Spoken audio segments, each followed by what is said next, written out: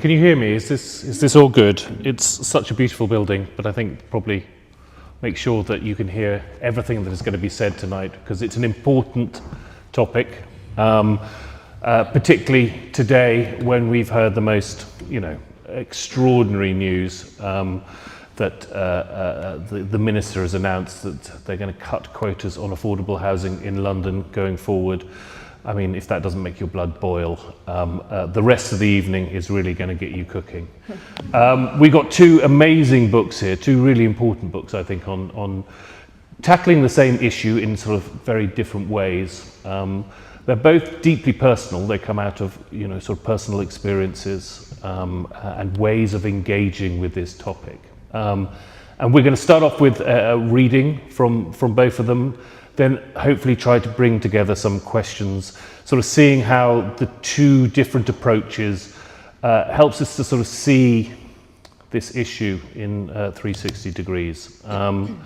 We will try and get to the point where we can think about the future, coming up with some hope by the end of the evening. Who knows? Maybe that's too much to ask for, but we can try. So I'm going to start off by asking Jess to read a bit from Eviction. Thank you. We said we'd stand upright as well. You can stand or... I'll stand. Hopefully I'll be able to turn a page. Thank you all so much for coming out on this chilly evening. I'm going to read from the introduction part of Eviction that hopefully sets the kind of the context for the story of what happened to my parents' housing estate in Leeds that then became a bit of a personal research journey that resulted in this book. In late autumn 2017, my parents and 69 other tenant households picked up an unaddressed leaflet that had been casually pushed through their letterbox.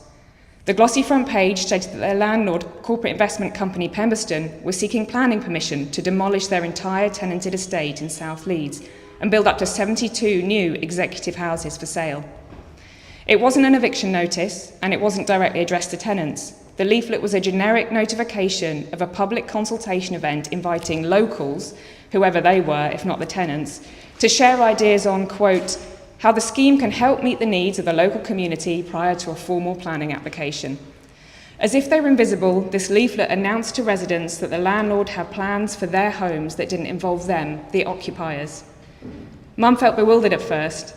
Initial hope that the new properties might be rentals for existing residents gave way to shock and anger when it dawned that current tenants were expected just to shuffle silently off elsewhere. My parents and brother had lived on the estate for 11 years by that point, and some of their neighbours had been there for decades longer. Residents were settled. They'd decorated and renovated, chosen jobs nearby, raised families, and made deep friendships and memories with neighbours, even drawn lifelong friends onto the estate. It was home. By early 2022, all assured short-hold tenancy homes had received their formal Section 21 no-fault eviction notices. Section 21s give tenants just 2 months to pack up their homes of decades and find somewhere else to live. Dozens of families have now been forced off the estate, including my parents, in April 2022. Others fled before receiving the notice, knowing what was coming down the line. At the time of writing, the last short-hold tenancy family had moved out. Those remaining are a handful of families and older residents protected by pre-1989 regulated tenancy agreements that prevent eviction without the provision of a comparable alternative. The vacant houses surrounding these remaining residents have been boarded up, inviting vandalism, break-ins and frequent fly tipping. Demolition and redevelopment of the estate will commence eventually. Whatever happens from here, my parents' neighbourly community has already been destroyed. In many ways, this is an unremarkable story for today's housing landscape. Landlord rents out properties to tenants, landlord evicts tenants for renovations or redevelopment, tenants have to move on to new rentals elsewhere. Yet, like most everyday stories, when you zoom in closer, you can see that even ordinary turns of events show something significant. In this case, our small Yorkshire housing estate stands as a microcosm of the nationwide public and private rented housing swindles that ordinary tenants have had to face for more than a century. It is a hope or a promise of a secure forever home broken by managed decline, weak tenant rights and cycles of eviction. Landlord power and tenant displacement have been fixtures of British housing for more than a century, even during the apparent welfare-focused years of council house building. This post-war era was the time when my parents' estate was first built. In fact, the estate's first landlord was the government's National Coal Board, though it was not inevitable that these homes should share the same decline and privatisation fate as the coal mines. Thank you. Jess, I'm going to. You can't hand it over yet. I think one of the book goes on and talks about the campaign that Jess and her family, particularly her mum, who is an extraordinary character in the book, try and stop this mass eviction. But the book is also a story of the longer history of the estate, and I think very much launches and sort of sets this new history that I think is a really important rethinking of the welfare state, and in some ways I think it sits very well with your book, Peter, in that it's trying to complicate the sort of and trying to understand the complications of the present by looking into the past and seeing that, you know, the standard story we have of the sort of post-war welfare state, the sort of New Jerusalem, wasn't always that simple, and it wasn't always that rosy, and it wasn't then just sort of, you know, abandoned in the 80s. There's something that is longer and deeper, and I think the story that you tell of the estate really unpacks that. So I wonder if you could sort of just give us a very quick précis of, you know, where that place came from, and you know, up to the point where, you know, we sort of have an accepted sort of history of the housing in post-war Britain. Yeah, brilliant. Thank you, Leo. Yeah, so I'm not a housing historian by background. I'm a historian, but only got into looking at housing history through my parents' campaign, because when I supported my mum, dad, neighbour Cindy, Linda, you know, all the characters that feature in the book, fight the landlord's planning application, I just used the tools at my disposal, which was historical research, and I thought, well, what can I learn about this estate and this community that would be useful in trying to advocate on behalf of everyone to try and prevent the application? And what I learned ended up being quite an underreported part of public housing history, you know, which is a central part of our understanding of what it is to have good homes. You know, we champion social house building, council house building, and we often refer to a kind of golden era after World War II where council house building massively ramped up. But one of the things that I discovered, perhaps unsurprisingly, was that it wasn't that rosy, and it didn't work out that brilliantly for everyone. My parents' housing estate, as I mentioned in the excerpt, was built by the National Coal Board, so it was public housing. Now, the Coal Board, I won't give you a long kind of history of the nationalisation of the industry, but it was nationalised just after the war, and the newly kind of public entity of the Coal Board needed housing for miners. They took over around 1,000 mines, inherited 140,000 kind of mainly dilapidated brick-built terraced properties, and built 20,000 more houses. My parents' estate was part of that figure. Over 160,000 houses. That made the National Coal Board one of the biggest, if not the biggest landlord in the post-war period. And it was a public sector landlord. The only public landlord that might have been bigger was London County Council. So I need to confirm whether that was until it broke up. But by my calculation of around average occupancy rates of the period, they had over 500,000 tenants that they were responsible for providing decent housing conditions for. One of the main problems that they came across was the quality of the stock, the quality of their inherited stock that they didn't bring up to standard in sufficient number, and then what they built the 20,000 extra houses from, which was prefabricated materials. They were prefab houses. The front cover is of my book Eviction is actually a house from my parents' housing estate. This photo was taken by my mum for our campaign. These were of the airy type, but there were hundreds of thousands of other prefab types built in the period. I won't go into great detail about the nature of that housing, but the point of it was that they were poor quality stock that weren't sufficiently invested in to bring them all up to modern standard.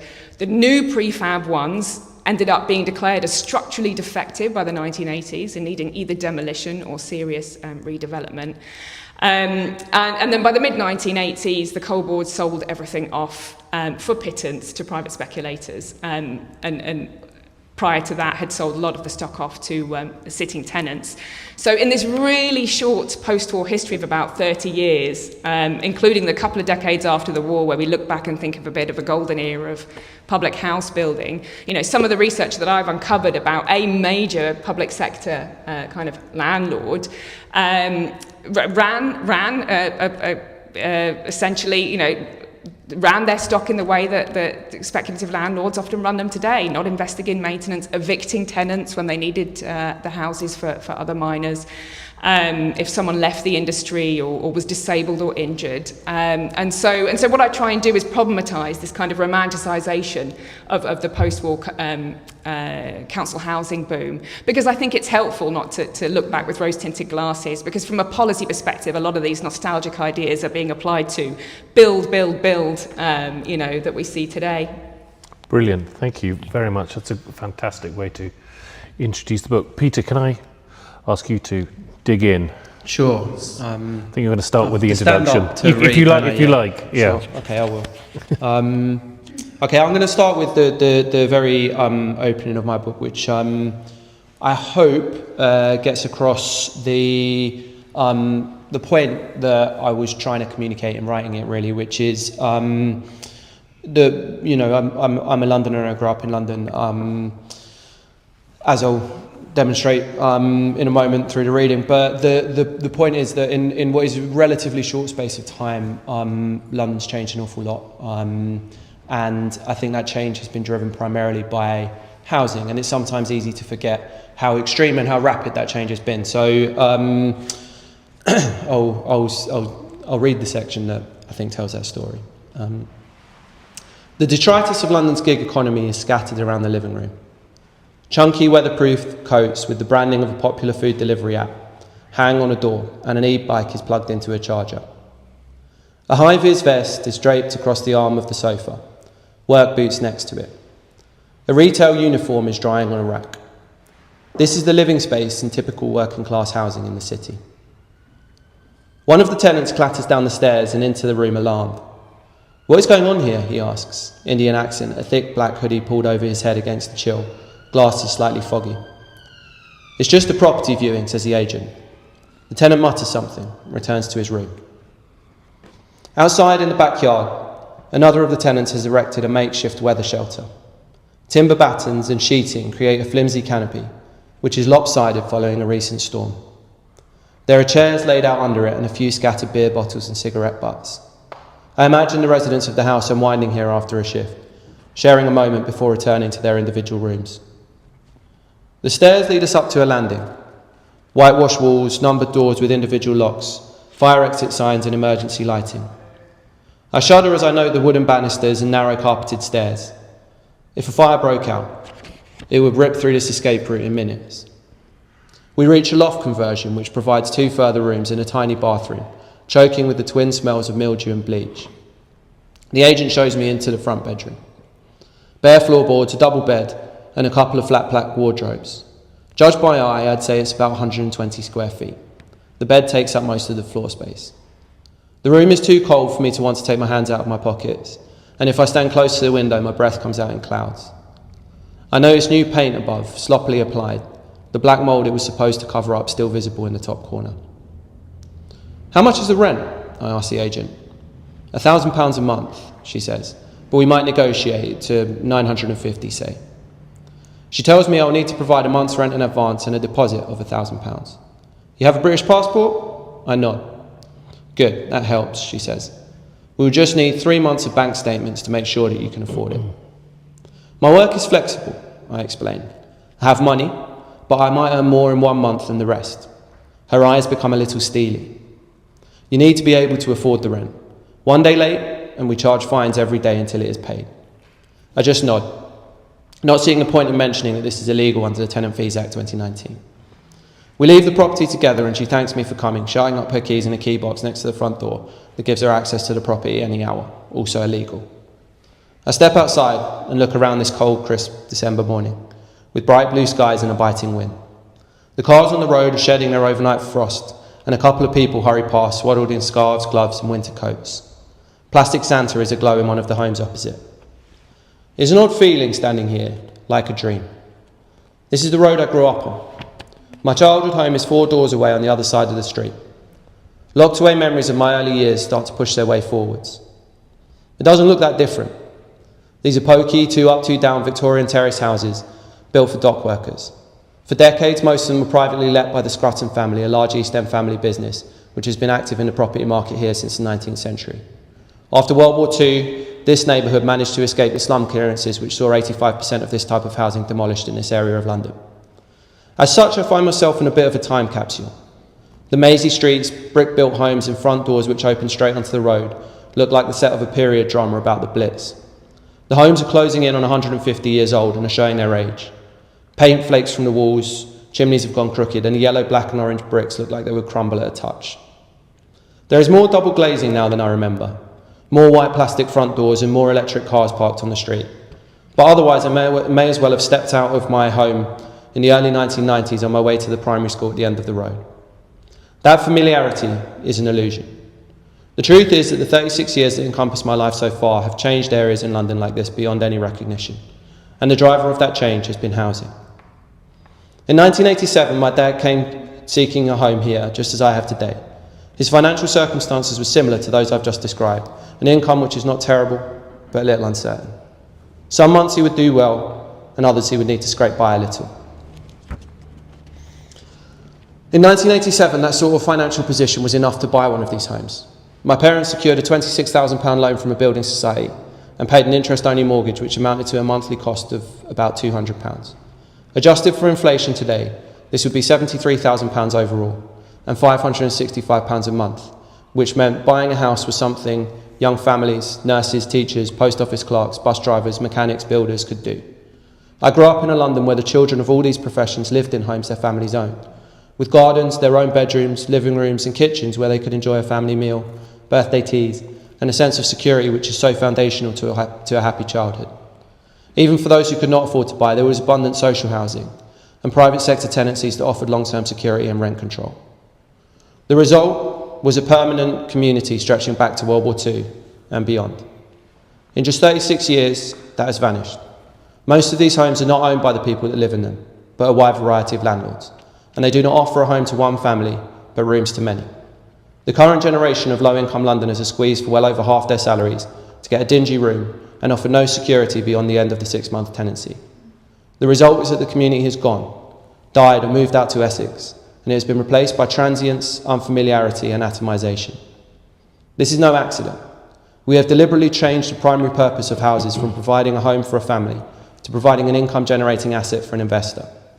Social homes have been sold off, private rents have been allowed to spiral, tenant security has been stripped away, and house prices have exploded beyond incomes. The year of my birth, 1988, saw the birth of a new London. The year in which a new Housing Act opened the door for a deregulated rental sector, with no control on rents and no security for tenants. I was among the last generation of Londoners born into an affordable and secure city, and my lifetime has seen that security systematically dismantled. On Avenon's Road, homes now change hands for £450,000 each if you're buying outright, meaning you would need a household income of £100,000 to get a regular mortgage or a very large cash deposit. Within a generation, homes which are available to low-income families are now unattainable for anyone but the top 5% of earners. In 2023, I found a home identical to the one I grew up in down the same street. Marketed by Unwind Holidays, the inside has been entirely renovated. Plush leather couches, gold and brown furnishings, exposed timber floors and a manicured fake lawn in the back garden. This beautifully furnished house is a perfect base for visiting London with fantastic transport links, boasts a property description. Canning Town is a diverse and unique area to live. With huge redevelopment taking place, it really is a great place to be. At the time of writing, the property cost £489 for a single night. These profits have come at the cost of a generation's chance of finding a place to call home.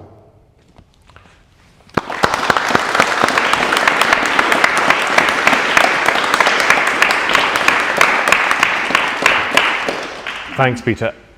Picking out one of the bits you're sort of saying it's happened within a generation. So going back to the sort of 1980s, the first part of your book really sort of starts there. And is that really where you sort of see the original sin, or where the crimes start to really make themselves apparent? What happened there, and can you kind of bring that story up to the present? Yeah, certainly. I mean, I do think that that's where today's housing crisis starts. I mean, you could pick any point in London's history, really, and there'd be a housing crisis of sorts. But something different has been happening since the 1980s, and you can see that. I mean, up until the 1960s, house prices grew at around the same rate as inflation. You know, they were going up, but they were going up at about the same rate as wages. And then from the 1980s, things completely changed, and house prices started to explode, and that link between wages and what it costs to get a house was completely broken. And the thing that changed really was that houses became something different from the 1980s onwards. They were no longer something that people were looking to buy in order to live in. They were investment assets that a huge amount of global wealth wanted to get hold of in order to act as an investment and a deposit effectively for money that would grow over time. And so we've converted something that is a fundamental human need into something which is probably the most desirable form of investment. And that change started in the 1980s with various things. It starts with the sort of breakup of the social housing sector through Right to Buy and the defunding of council housing and the kind of transfer of social housing into something that's funded mostly by private finance. It happens in 1988 with the Housing Act, which takes away rent control and introduces assured short-hold tenancies, and that means that because people can be evicted very quickly, landlords are always able to find the wealthiest tenants. So you always ensure that rents are going to go up and up and up. You create a ratchet system effectively. And it happens in the sales market because we deregulate the banking industry, we get rid of the building society model, and suddenly we can just create money in order to give people mortgages on homes. So you break the link between wages and what people pay for a home and make it just about how much money banks are willing to lend. And so you put all of those things together, and now housing is no longer about a provision of need, and it's not about even people serving their own needs. It's about people gaining a portfolio, and houses start to become viewed as assets. And that continues through the 1990s. The government and the banking industry create new mortgage products which encourage kind of individual investors, sort of people with a little bit of spare cash, people who've maybe done quite well in a particular industry or they're nearing retirement, to come in and buy property. And because interest rates are falling globally, lots of people want to do that. And I don't necessarily blame people who take that route because they weren't given any other way to secure their future financially, but that means that they're going to keep driving prices up.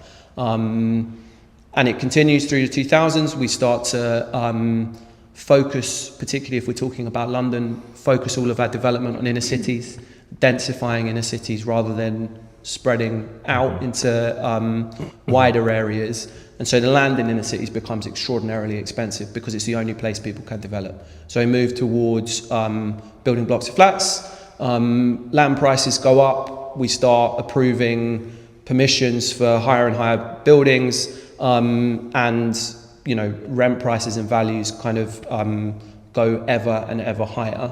Obviously, that all kind of comes crashing down a little bit in 2007 with the economic crisis. But in the aftermath of that, rather than kind of setting a different course, the economic decisions we take make it all the more valuable to invest in housing, encourage people to invest in housing.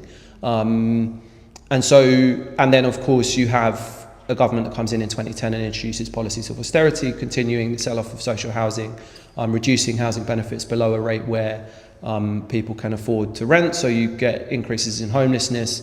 And all of these policies that have kind of developed over the years are now coming to a head in this kind of enormous crisis that we have in London particularly, but actually in cities all over the world and manifested in other ways in parts of the UK, where people simply can't afford to provide for their basic need of shelter anymore. And I don't quite know, we'll get onto kind of solutions and hope and that sort of stuff later, but it's a pit that we've dug ourselves into by making our economy focused on investment in something that we all need to live. No, that makes sort of total sense. And is that the same story with the estate? I mean, obviously you're in Leeds, this story is in London. Okay, great. Is that what happened with your estate, Jess? Was that the story behind the eviction? Yes, definitely. And, it's followed a kind of similar trajectory, a kind of financialisation on steroids in the 1980s that was, if not a turning point, then an acceleration of what was happening. I mean, like cold-board housing more broadly, mainly was in the North and the Midlands. The cold-board had started selling it off at significant discount to sitting tenants from the 1960s, so 25% that was up to 50% when they wanted to really, this predated right to buy, these large-scale discounts of public housing. So this stuff was happening fairly early on. Then they set a policy to get rid of all of their housing stock in the mid-1970s because they realised that it was a burdensome part of what they were responsible for, and they were, the mines were struggling for other reasons, and so at that point they were pretty desperate to sell. And so while initially they were prioritising selling to sitting tenants first, local authorities second, who by this point didn't have a lot of money to purchase ex-coal-board estates outright. Well, in the 1980s, then they turned to selling to private landlords, speculator investor types, and they would do so at auctions for pittance to cash buyers. So they would sell public entire estates off with sitting tenants in them. My parents' estate included in South Leeds for a couple of £1,000 a house, when the average house price the average council house price without right to buy was around 35,000. With right to buy discount, it was around 17,000. Speculators, London registered or overseas registered, complete gobbledygook names. You can't actually trace a real person behind these companies were buying entire estates of public housing for a couple of £1,000 a house, and in some cases flipping them, within months or years for double the amount. So that this trend started early. And then in my parents' case, I use their kind of the estate's story, as well as my parents' campaign and their neighbourhood campaign, to kind of chart this bigger history of the financialisation of public housing. And what they saw from the 1980s, when their entire estate was sold to unknown speculators, was then an immediate hike of rents. An immediate neglect of maintenance. Some of the tenants were on protected tenancy, so they had to be given comparable alternative housing if they were to be evicted. So they were just shuffled to one part of the estate in not quite comparable houses, and then it was demolished, redeveloped, and sold onto the market, where the houses in the 90s were then going for 80,000 plus.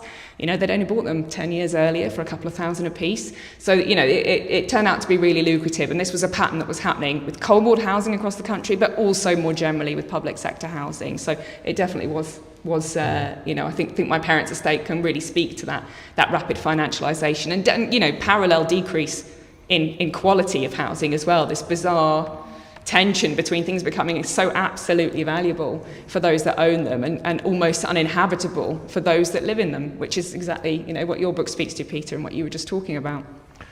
And over to you, Peter. I mean, the so much of this can sort of feel like it's sort of abstract or sort of politics or economics, but for both of your books, it's deeply human and deeply personal, and there are stories of people. I'm thinking very much in your book, there's in some ways across generations that these changes in the housing policy has impacts on, almost sort of 2 or 3 generations. Do you want to tell? Yeah. So as my book carries on, the sort of the past sections on the past and the present, we meet a collection of Londoners, and then you follow their stories. My story's no longer included because I'm not that interesting, but you meet other people and you follow their journeys through London's housing market, and sometimes then you follow their children's journeys later on. And what I'm trying to do, and what I hope those stories illustrate, is the changing opportunities and the way your life is shaped by the housing that's available to you and what the housing market offers you. You know, for instance, you have a mum who is able to find secure housing and raise her son, and then her son later on, in almost exactly parallel economic circumstances, isn't.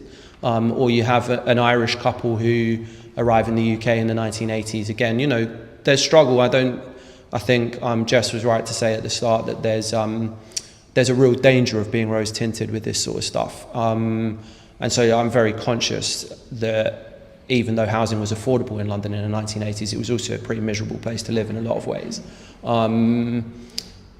But, you know, an Irish couple arrive, they're able to buy a house, start a family, settle down, and then later on, a young Irish guy comes to the UK in 2019 and the circumstances are completely different.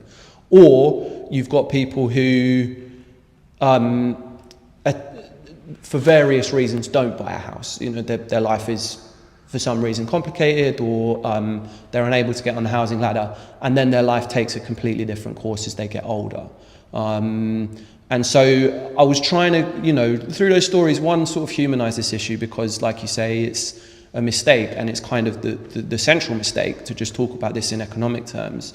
But also to just show that our lives really are, especially now, are often dictated, the options that are available to us are often dictated by the housing options that we have.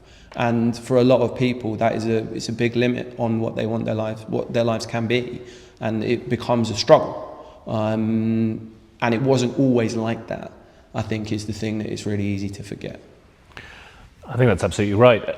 I want to stick with you, Peter, and sort of thinking about this person called the landlord, and how they have changed over these decades, and kind of the power that they have now. And you know, there is something such as landlordism now, which is, you know, it's more than just on the one hand either a sort of huge pension company or BlackRock, or on the other hand somebody who has one or two houses and is trying to sort of replace their pension.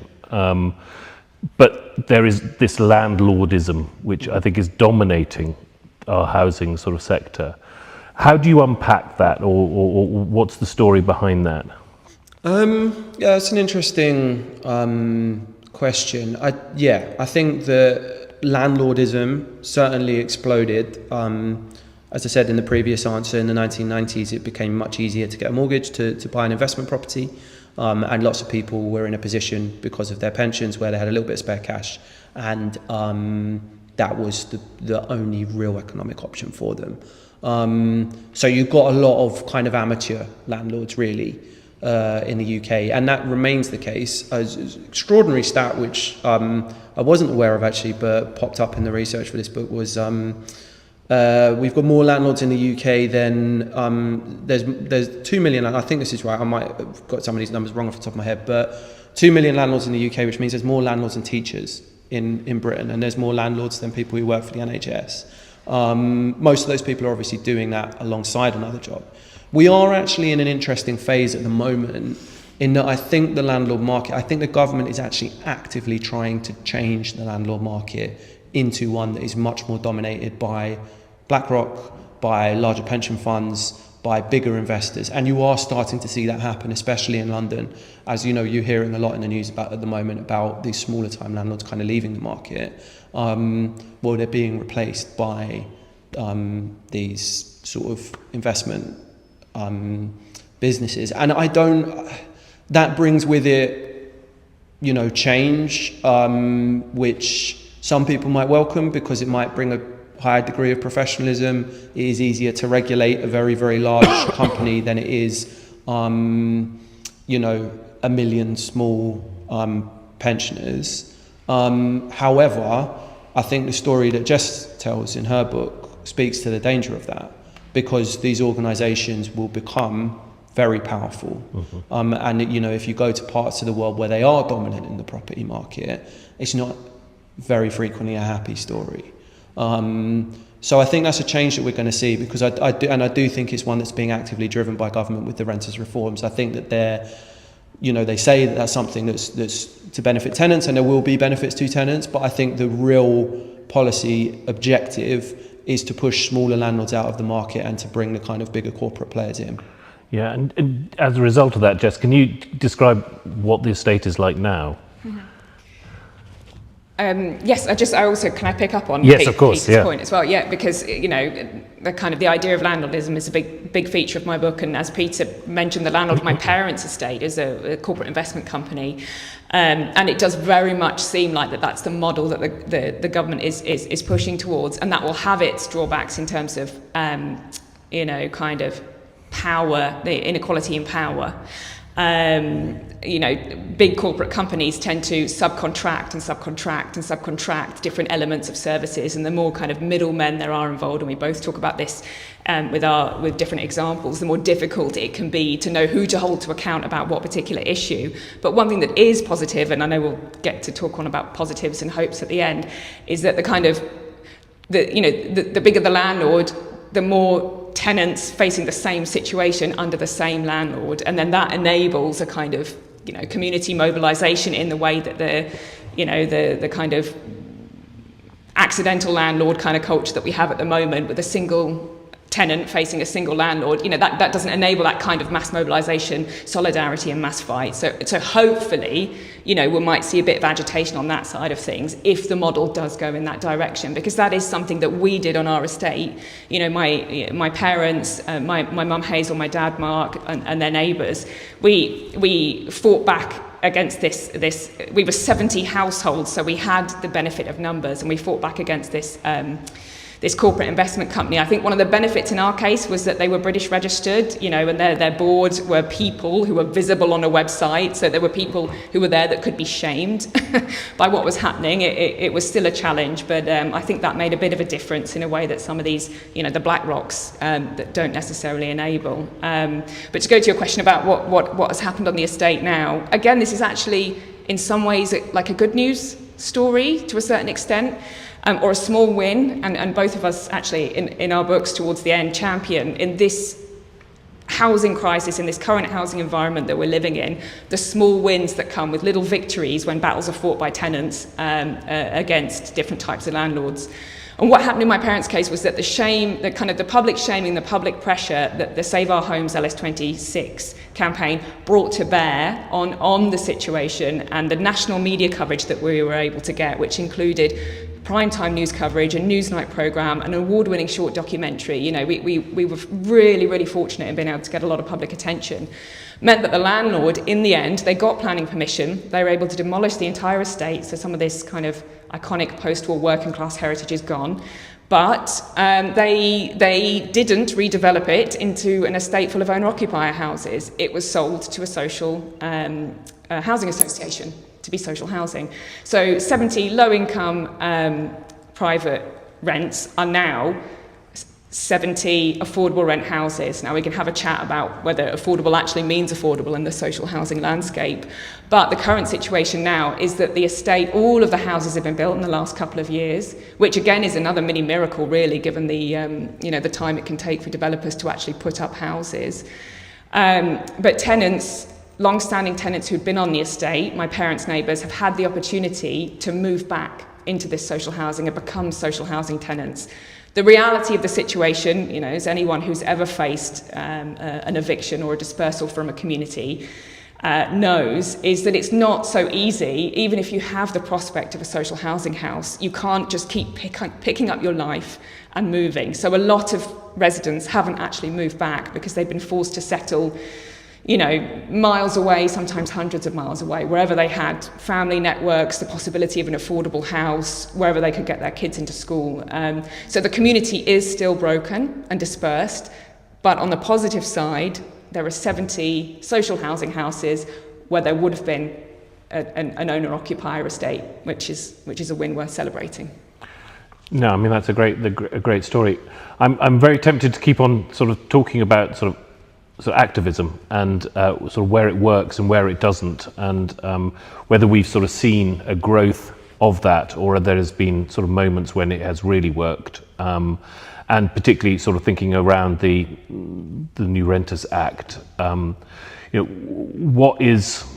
what's going on, and when you were doing your own campaign, were you connecting with other campaigns? Did you feel that there was a rising tide here? Oh, definitely. And I mean, campaigners in any social justice issue are incredibly time-pressed, resource-constrained and volunteer-led, but they are essential and often are, the lifelines that keep you going, even when things seem really difficult. So key supporters in our case were Acorn. I don't know if there are any Acorn people here in the room. Oh, yeah, there's an Acorn. There might even be Acorn literature available at the back. So they were fantastic supporters for us. Other kind of more local-based housing organisations, Hands Off Our Homes, Defend Council Housing, academics that have worked on housing justice, Stuart Hogginson and the like, based in Leeds. People stepped forward and they joined us on our marches. They donated. The National Union of Mine Workers, of course, the NUM,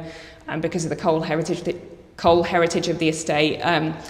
They were essential in supporting us, in amplifying our voice and our message, and helping us understand what it was to be organised. Because that isn't something, it's that kind of cliche phrase, it's something that you know absolutely nothing about until you suddenly need to know everything. And so we learned quite quickly that we needed to kind of formalise, be very transparent, have a constitution, be accountable to everyone within the community. This was something that, I saw from the outside, but my mum, my dad, and key neighbours were leading from the inside. And it wasn't all plain sailing. And, one of the key kind of commonalities in like all activist fights, I think, and this again is something that comes out in Peter's book as well, is especially when people are fighting for something so urgent in their own lives, it's extremely draining. It can be very fraught with different supporting organisations coming with their own agendas, understandably. In our case, we had support from our local councillors, Lib Dem and Labour, even though the MP was Tory, Alex Shelbrooke. He turned up once and never came back. But, the Labour and Lib Dem councillors both cared in their own way, but would often come to public blows over what the right thing to do around our estate was. And that could at times be incredibly frustrating and demotivating, and Mum and Dad and their neighbours were living through some of these tensions, including within the community themselves. So it's not all plain sailing, but it was a lifeline and made us feel connected to something bigger, which we were, supported by something bigger. And it has also meant that, like many of us have continued connecting after our particular campaign has finished, which I think is, again, a really kind of positive, meaningful outcome. That's fantastic. And Peter, obviously, I'm kind of going to move on and sort of talk about sort of quality of housing as a result of the sort of changes in sort of landlordism.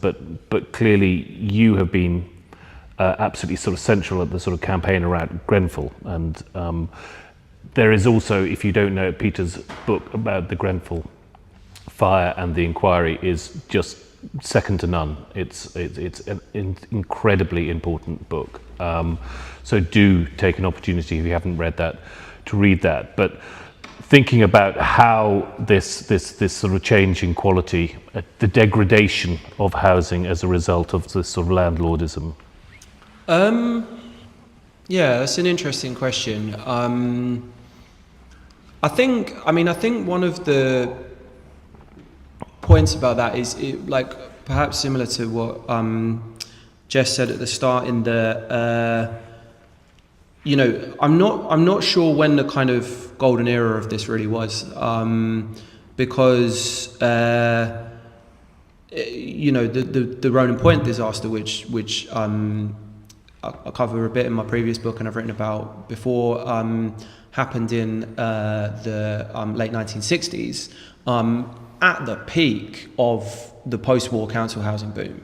And all of the organisation, the government at that time was, heavily investing in council housing, rebuilding cities with, high levels of social housing, building new towns, doing all kinds of incredible things which have, had positive impacts for the people who benefited from them down the years.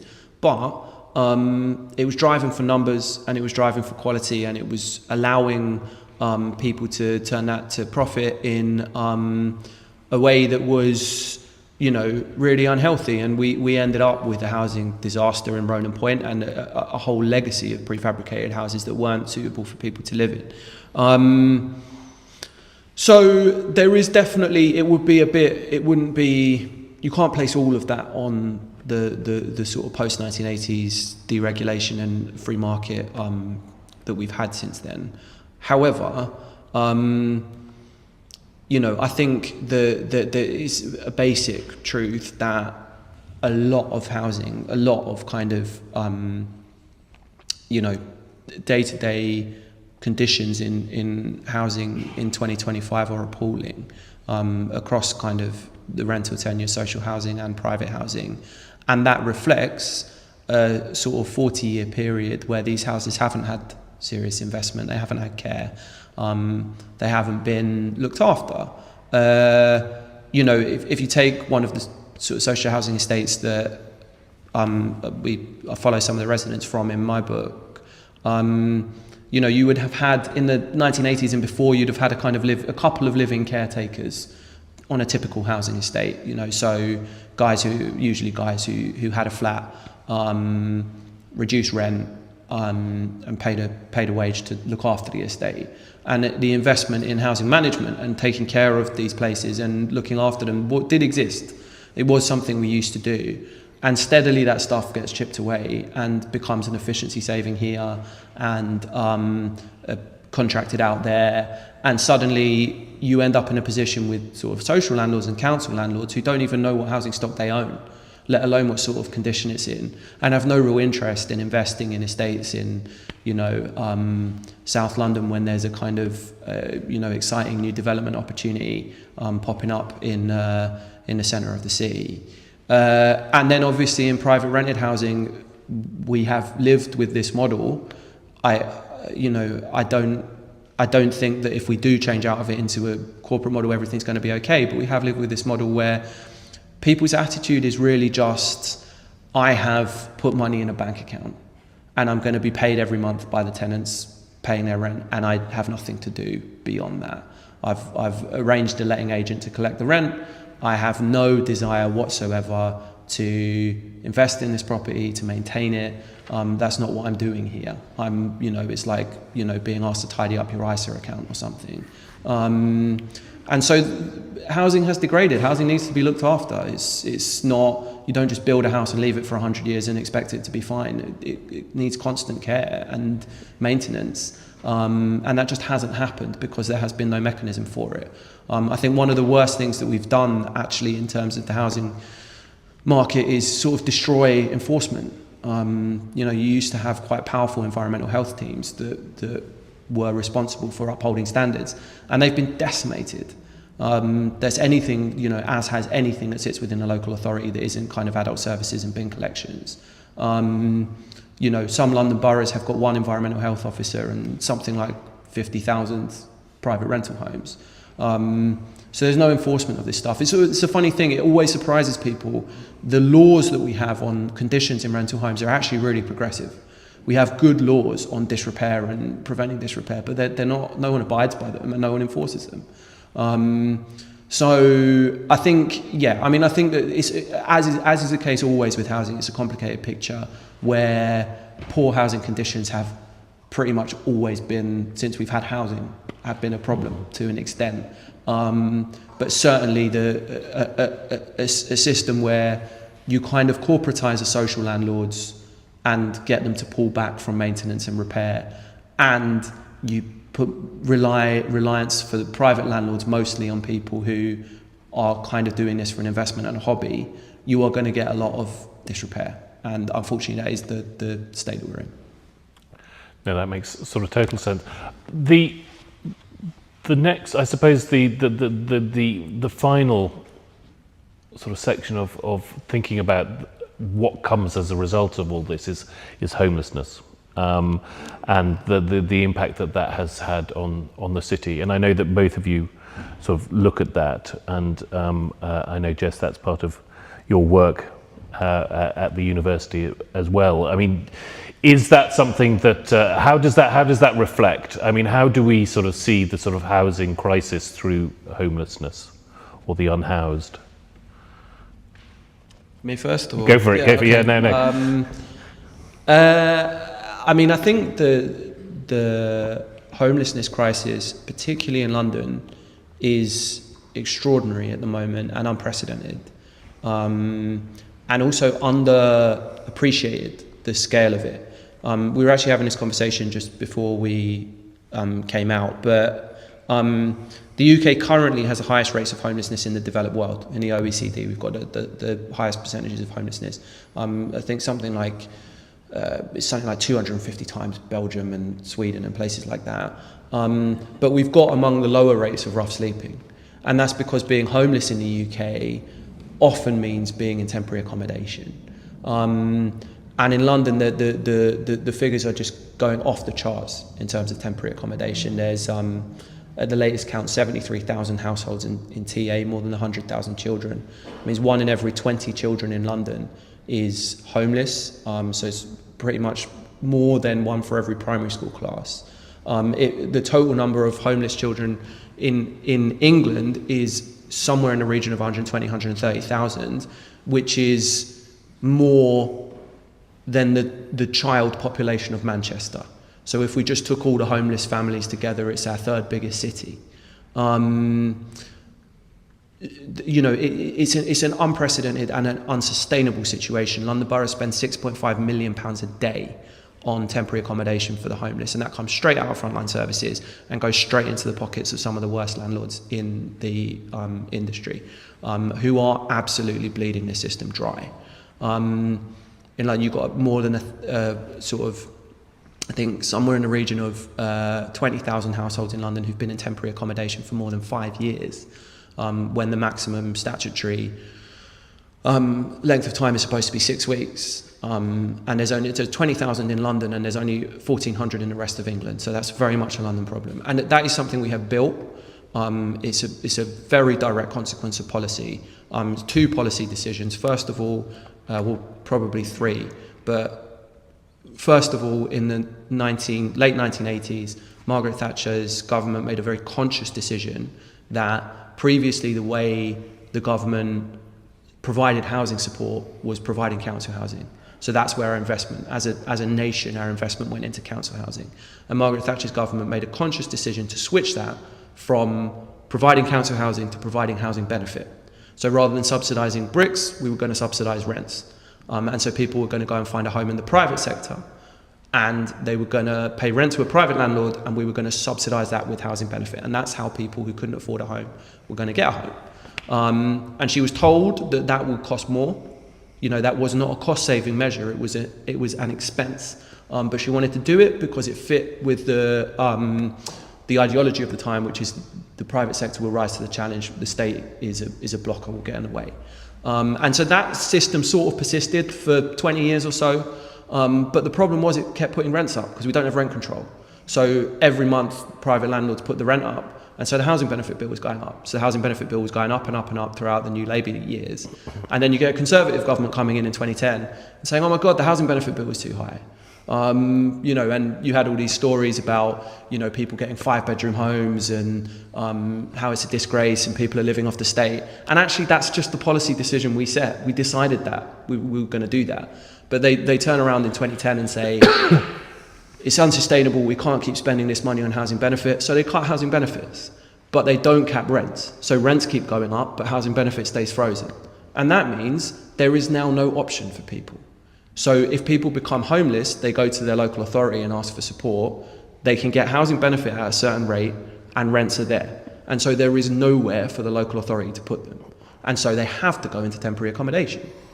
But the temporary accommodation, surprise, surprise, costs the government more than the housing benefit did. So at every stage, we've made the situation worse for the individuals and more expensive for the state. And we've always done it under the guise of, being more sensible and being more careful with state resources. So it's a mad situation we've got ourselves into. It's going to be a very difficult situation to get out of. But as it stands, Labour have shown no interest in that issue and have provided no strategy whatsoever for reversing it, even acknowledging it. Every quarter that Labour have been in power, we've set a new record for the number of homeless children in this country. And, you know, that is a mark of shame against any government, but particularly a Labour government elected on the platform they were elected on. And still today, as you said at the start, we're seeing cuts to the amount of affordable housing we're building in London. So we've got a very big problem with that, and it's far too hidden as a crisis, you know, because people aren't rough sleeping. We forget how many people are homeless, but the numbers are off the scale. Jess. Yeah, just some of the most powerful kind of cases in your book, Peter, are actually, you know, the accounts you give of people not knowing where they're going to stay up until midnight or the early hours of the morning and having to get costly taxis to hotels. You know, people of single pensioners, single vulnerable pensioners, or people with disabilities, young families. You know, the human stories that come through in your kind of homelessness chapter, I think, are some of the most powerful bits of your book. And in Eviction, it's not something I talk about explicitly, but actually it is the undercurrent of the whole fear that sits behind, you know, my parents' community. People, with the threat of eviction looming, people made decisions to leave, essentially eviction by the back door. They made decisions to leave early on and would move into, especially some of my parents' neighbours with young children, would move into homes with family members that would render them overcrowded immediately because they wanted to stay local to the schools, and they feared being put in a hotel or a bed and breakfast or having to present themselves to local authority because nobody knew at what point the landlord might issue the eviction notice and give them 2 months to leave. And, you know, trying to give some kind of continuity to a child's life experience, education, social network, or whatever is priority experience for parents. So, you know, that was something that we saw at the neighbourhood level. And then kind of, in terms of my research work that has focused on homelessness, that's come after the book, and that's a research project I'm currently doing with Just Life, which is a temporary accommodation advocacy and support organisation based in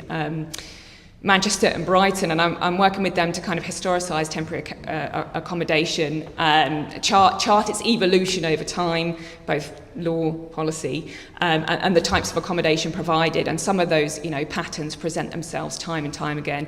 Really poor quality accommodation, used deliberately cruel, you know, put together as a deterrent, because people who are homeless have always been blamed for their own predicament, people in housing insecurity, you know, and then that runs alongside the under-resourcing of it. So even when there might be will to provide some kind of emergency accommodation, the funds aren't there. The decent home standard, you know, Peter talked about the laws at least being there in many areas and not being enforced or applied, but in temporary accommodation there isn't a decent home standard, which is, you know, partly why some of the accommodation is so, like, dangerous. You know, it's not even grim, it's dangerous, and it's killing people. So it's a major crisis currently, and one of the themes actually that links to my book, and one of the reasons I got talking to Just Life in the first place, and some of the kind of connections that the organisation saw, was my, you know, the historical research I do on prefabricated housing as a silver bullet solution. You know, there is a housing crisis, we don't have enough houses. What should we do? Let's factory make them quickly and put them up. But they always end up being poor quality, not lasting as long as they should, with, you know, defects, snagging problems, need to be demolished in a short amount of time. And one of the solutions that keeps getting put forward to house people who present themselves to local authorities as needing emergency accommodation is modular housing. You know, you've seen people putting shipping containers or you know, other, and you know, some politicians are favouring this as a solution.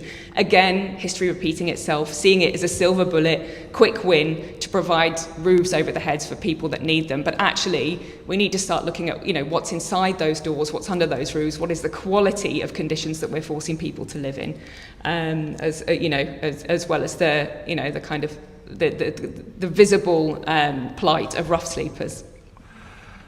Thanks. I mean, inevitably we got to that point where we haven't even had time to talk about the future. Perhaps ironically, we haven't even covered the climate crisis and housing, but we have got to the point where we're going to hand over to you and to get your thoughts and questions. If you want to ask both Jess and Peter for some hope or for some solutions, please do put your hands up now. I think there is no roving mic, so if you could put your hand up and speak loudly. I've got 4. Should we take 2 at a time? Should we try that? Start off at the back. Hi, North American accent, so I hope it's easy to be loud. I just have a kind of specific question that relates a little bit to the discussion about the professionalization of journalism and a little bit as well about what Peter was talking about with environmental health, which is how do you specifically feel, I guess, about licensing schemes with local authorities? Do you see a rise in them in terms of additional HMOs and then new selective licensing as well?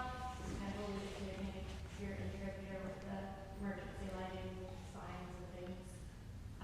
Yeah, I guess I have mixed feelings. I'm curious what yours are. Great. I think licensing with the council, was that?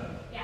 Okay. And you had a question? Yeah, I'm not quite sure how to frame this into a question. I work at Crisis in Brent, and we work in the asylum hotels, where the move-on period, once you get a positive decision in terms of your refugee status, has just been reduced at the beginning of September from 56 days to 28 days. It takes 41 days, if in the best case scenario, to house people. So we're about to face like the biggest crisis in terms of homelessness for refugees ever leaving the asylum hotels, and it's getting very little coverage. The Verso in the pilot scheme, which had been 56 days. In my team, hadn't had any rough sleepers for the last 2 years. Within the last 2 weeks, we've had 10. And I guess I'm just wondering, yeah, in trying to pull together all of the things that you've talked about in relation to housing, how the sort of asylum hotels and the coverage that's going on around that, how we're kind of bringing it into the conversation and making sure that that's getting the attention that it deserves while still focusing on kind of like long-standing issues in Britain around social housing. Okay. No. Let's stay with those two. I think to go any further than that would be too long. So it's licensing with council and whether that is a useful way of sort of dealing with housing, and then this sort of very serious sort of crisis change in asylum housing licenses, not licenses. Move on policy. I'll answer the question on licensing. I think basically I think it's a good and necessary first step. It's very difficult to enforce against a private landlord in any way if you don't know where the private rented homes are and you don't know who the landlord is. And so a licensing scheme takes that first step because you have a name on a piece of paper and this person is responsible. And so if there's bad conditions in that home, if the gas safety checks haven't been done, illegal evictions are carried out, whatever, it places the accountability where it belongs. I also think that it actually, it's kind of a shame that we need to do this, but it does kind of, it monetizes enforcement a bit because it means the councils charge a fee for a license which they can then use to staff their enforcement team. And if anyone's going to pay for that, it probably should be landlords. So I think it's basically a good thing. I do think it's a first step though. I mean, I remember I've been out when I was a younger journalist. I did a piece, Newham had just introduced a licensing scheme. And I went out with their enforcement guys to see how it was all working.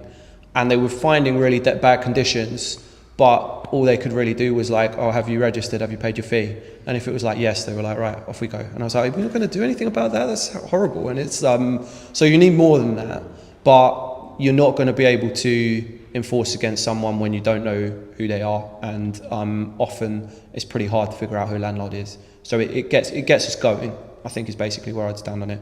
Briefly on the asylum accommodation, I'll let Jess talk on that because she's got some particular expertise, which I don't. But it sort of sounds like the kind of thing my colleagues at Inside Housing might be interested in picking up with you. So maybe if we talk about that afterwards, because it sounds like that's something that deserves a little bit more attention.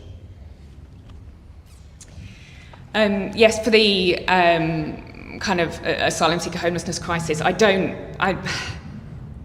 have any immediate recommendations for things that will help, because I think, other than empathy and solidarity, because the scale of the challenge that you're facing, and your colleagues and asylum seekers who've been granted status and then 4 weeks to find somewhere new, despite the fact that they've not been able to work, have absolutely no cash to their name, and may well have been dispersed somewhere where they have absolutely no community connections, means that their situation on being kicked out of temporary accommodation is destitution.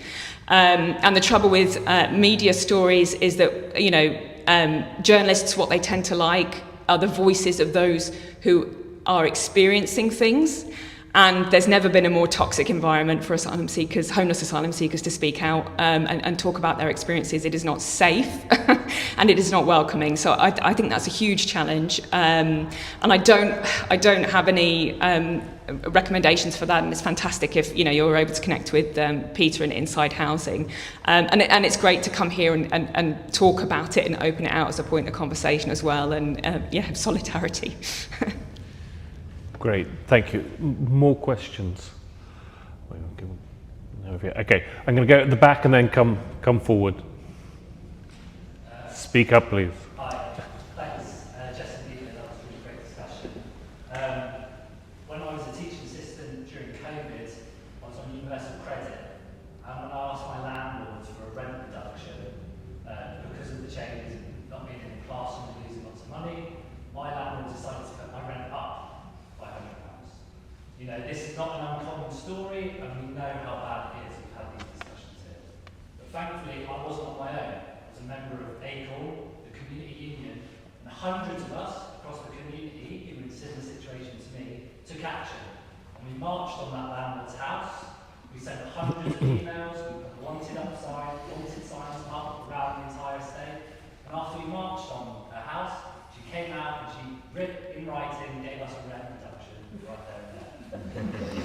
ACOL members across the country have won millions of pounds in compensation, rent reductions, and return deposits, and better safety across our communities. Within Hackney, we've forced the council to introduce landlord licensing, something that they refused to do for years. And we're now campaigning to ban the bailiffs as well, to try and stop the harassment of working class communities across our community. If every single person in this room took action today and stood together, we would have a fighting chance to change what is a horrible situation, not just in Hackney, but across the country. So my question to you is, will you come and chat to us? Join, and how you can get changes in Hackney, and encourage everyone in this room as well to come chat to us at the end of this discussion about how we can fight and win change in our community. That's a very skillfully asked question. Yeah. Thank you. Sorry, hands up for other types of questions. Can we get? Yeah, you. Hi. So I was actually wondering, I've been speaking to a few people, some stuff I've been working on, and one controversial solution that has kind of been suggested to me, and I have my own thoughts on it, is property guardianship. I know people who have lived in property guardianships and they face pretty horrible conditions, worse experiences, tenancies in some instances.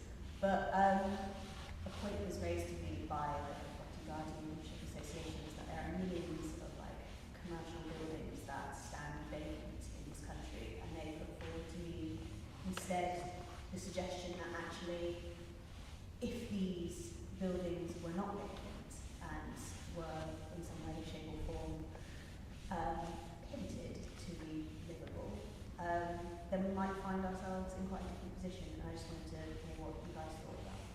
Great. So that's the pros and cons of property guardianship. I've got you and then you. Let's start off with.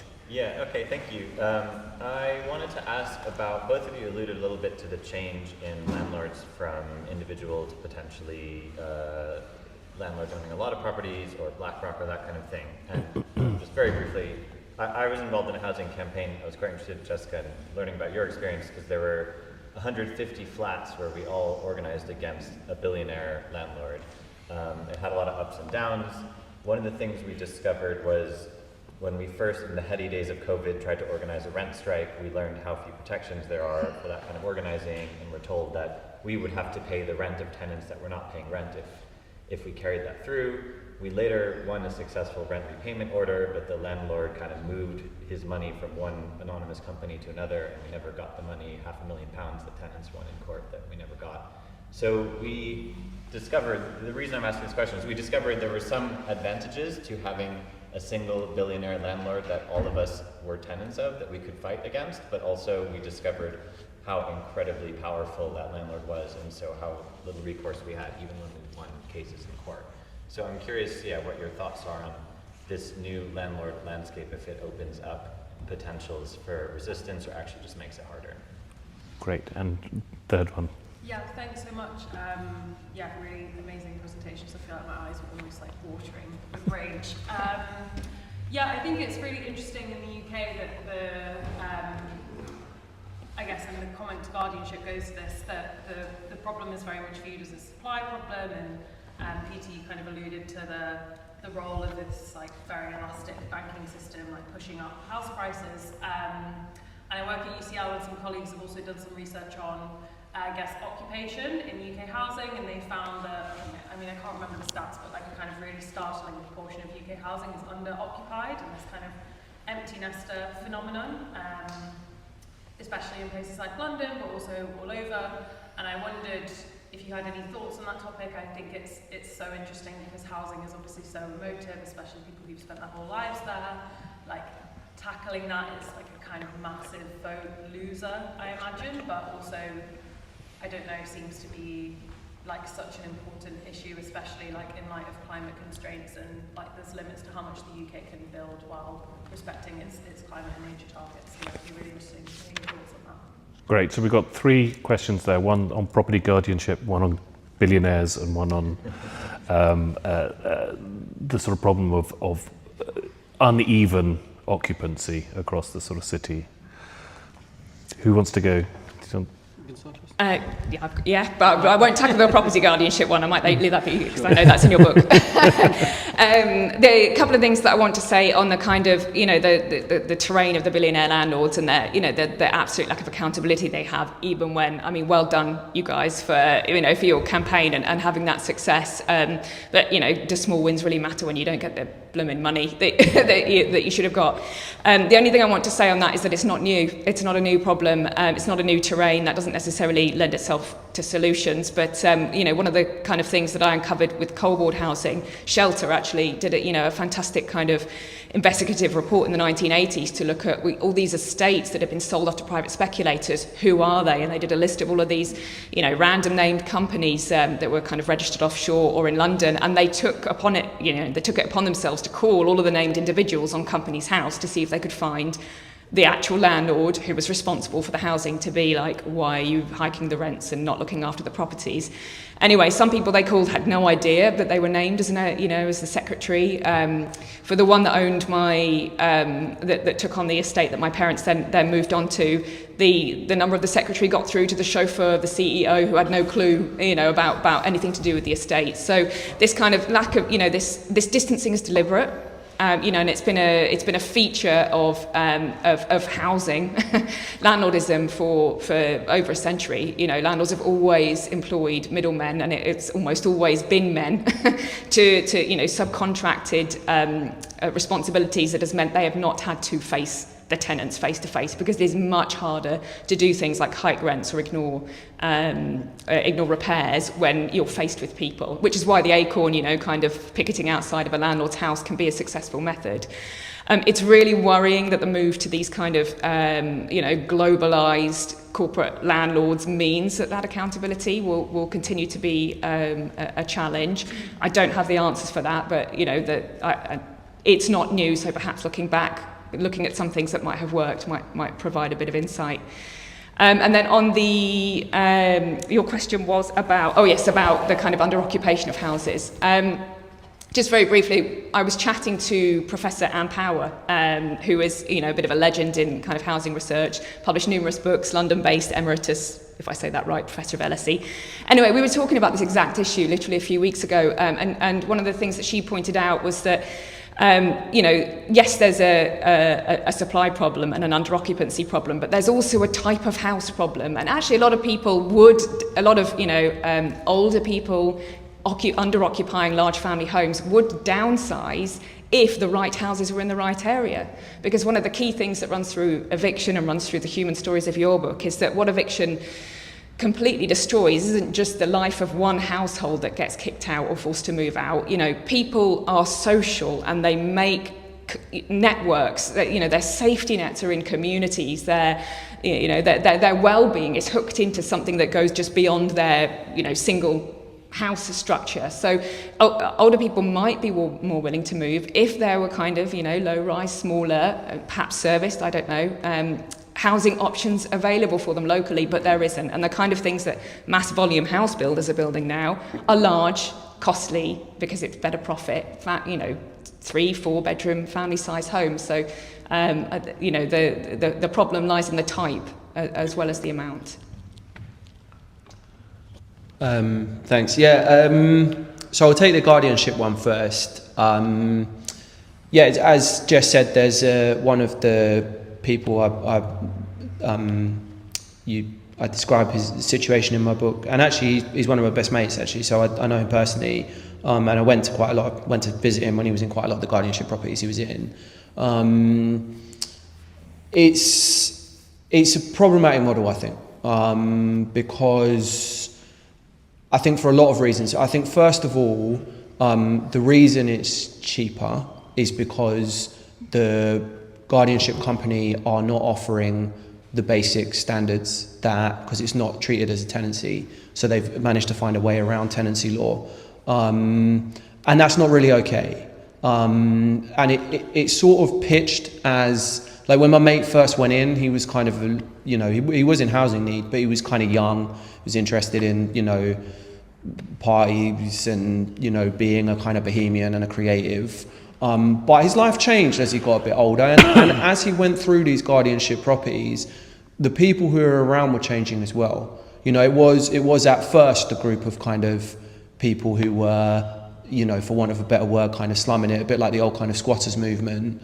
But then by the time he was coming to the end of that, he was in a place where there was a family with a child, a baby, and they were in this kind of repurposed old people's home that hadn't been repurposed at all and still had its kind of old equipment all over the place and stains on the walls and stank. And they actually begged him to report them to the property guardianship company so that they could be evicted, because they thought if they were evicted, they might get temporary housing from the council. And the problem is that what property guardianship does is it introduces slum housing right at the bottom of the market, and it makes it the cheapest. And for a while, that might look like a good idea because people have a choice about moving in there. And so they're choosing to move somewhere that's not very nice because that's fine for them. But if you introduce that housing there, it eventually becomes people who are desperate. And so if we're going to do that, if we're going to turn these properties back into housing, yes, I want proper gas safety, I want proper fire safety, I want proper security of tenure, I want proper space standards, I want heating regulations to be met. Because if what you do is introduce to a system as pressured as this one, effective slum housing, you are going to end up with poor people living in it. And the second point I would make about that is the organisations which run these guardianship properties are making money out of it. They have found a way to monetise it. And so they have, again, monetised housing need. It's the one thing we are incredible at doing in the UK. Every part of the housing crisis is monetised. Homelessness, asylum seeker housing, guardianship housing, conversions of office to residential, someone is getting paid. And so I do not like that model at all, because in the end it is going to become people making a handsome profit out of providing very, very poor housing to people who have no other choice. What were the other questions? Where were we? Under occupancy. I think this comes up a lot in sort of housing debates and so on, and I think it's sometimes overstated. the sort of level of solution it could be, partly because of what Jess was saying, people don't have somewhere to downsize into. People don't really want to downsize either a lot of the time.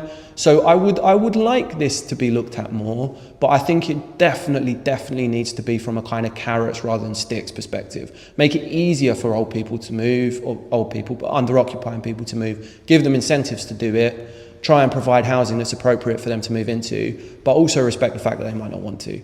And so sometimes you get these kind of policy papers pushed out where it says if we, on a bedroom basis, we don't need any new homes. And it's like, yeah, but you're asking for a load of grannies to be evicted. And like, that's not a humane policy. You know, it is where, I know this isn't what you were saying, and you sort of put the kind of nuance into your question. But it's where the bedroom tax came from, was this sort of thinking we could push people to downsize from social housing, and we ended up in that place. So it would be a good policy area to look at, but from a point of who actually wants to downsize and what can we do to help them. And lastly, just on the sort of the large landlords, and sort of wrapping up the Acorn pitch as well, a little. There is a good global evidence base for campaigning against large landlords. It is something that is done around the world and done successfully. You know, in Germany and Berlin, they have a huge tenants movement, and it is just easier for organisations like Acorn and like renters unions, full stop, to organise and to campaign against an organisation with a large number of tenants, a trading reputation, a business model at stake, because then things like rent repayment orders and rent strikes even can become much more powerful, whereas when you're an individual with an individual landlord, it's very hard. So that is definitely something that would be, campaigns could be more powerful, I think, in those circumstances. However, there is a ruthlessness to organisations like BlackRock that is somewhat terrifying. And I'm not going to cheer about their entrance into the UK property market, because there's maybe this fringe benefit of our campaigns. We at least know whose name to put on the petition, but the scale of disruption that they can cause to people's lives because their asset portfolio is dropping a couple of percentage points is, a very, scary prospect. But I would say, if we were supposed to do the question on hope and didn't, but I do think that there is a case for, housing campaigns and campaigners to sometimes make small changes and make people's lives better, like in Jess's book. And, I don't think that the changes the gentleman from Acorn were talking about are small, but they're small wins that collectively build up to something bigger. And those things can then develop into much larger changes. Spain, for example, the kind of aftermath of the financial crisis and the anti-austerity protests that seeded then were very focused on housing. A lot of people being evicted, their homes being repossessed by banks, and that became a grassroots movement which took over eventually Barcelona. It took over the city council in Barcelona, instituted some of the most progressive housing policies in Europe in Barcelona, and has also formed its way. I know it's not perfect and it's not everything everyone would want it to be, but has formed its way to government. And so a populist left-wing movement went from the streets to power in under a decade in Spain, because they were focused on housing and focused on the real-world pressures that people were dealing with day to day, with their landlords and with the banks who were pushing them out. And so I think if there is a space for a kind of genuine left-wing sort of progressive populist movement in the UK, it would be something that has housing and housing pressures at its heart. So that's something we can hope for. Can we stop there? Yeah. I mean, that's phew. We got somewhere there. I'm afraid I've been told that we've got to stop now. I know we've only just begun, and I know that there is so much more to talk about. But hopefully, Jess and Peter, you'll be hanging around, signing books. But just to sort of say, I think this has been a fantastic conversation. We did get to hope at the end, a little glimmer. But can you all join me in thanking Jess and Peter?